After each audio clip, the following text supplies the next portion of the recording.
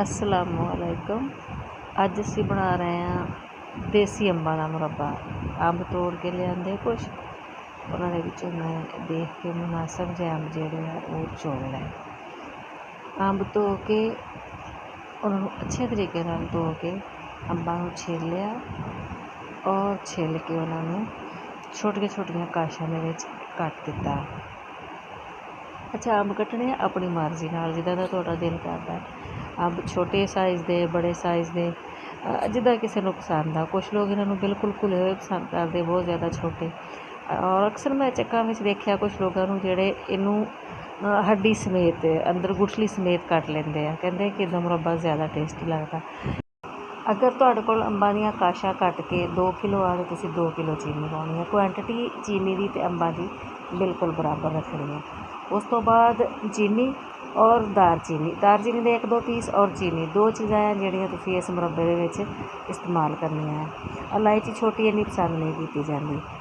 दालचीनी दे 3-4 पीस और चीनी।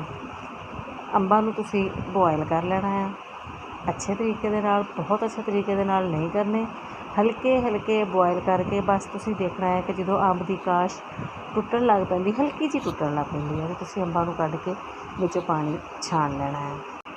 अंबां दा पानी छान के तुसीं इहदे विच करना है कि चीनी जिहड़ी आ उहनूं गर्म काशां दे विच पा देना है। और पानी बिल्कुल नहीं पाउणा, पानी बिल्कुल भी नहीं पाना।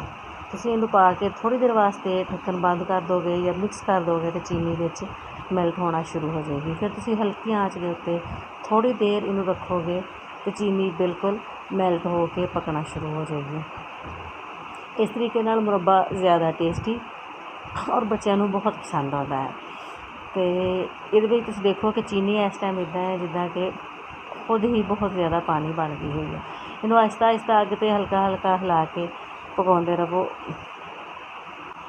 चाशनी थिक होनी शुरू हो जाएगी, गाढ़ी होनी शुरू हो जाएगी और मुरब्बे का बिल्कुल कलर जो है आहिस्ता आहिस्ता चेंज होना शुरू हो जाएगा। शुरू जो मैं मुरब्बा बनाती सी मैनू इहदा ना चाशनी की सही नहीं सी पता लगता, एक तार दी नहीं सी समझ आती। देखो चैक करके अगर एक तार दा दोनों उंगलियों के दरमियान बन रही है तो मुरब्बा तैयार आ, लेकिन अजे तैयार नहीं सी, इस वास्ते इन्हूं थोड़ा जिहा होर पकाउणा पएगा। चैक करो, देखो कि हाँ तार बन रही है और मुरब्बा बिल्कुल तैयार है। इस तो बाद तुसीं इहनूं अग बंद करके ढक दिओ। देखो इस टाइम मुरब्बा बिल्कुल इदा है।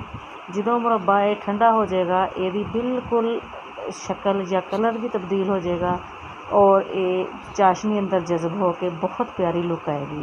ये देखो माशाल्लाह मुरब्बा बहुत प्यारा तैयार होया है और ये काफ़ी अर्सा ख़राब नहीं होंदा, बहुत ही टेस्टी बनता है। दुआवां विच याद रखियो। पंजाबियों की शान वखरी ने। अल्लाह हाफिज़।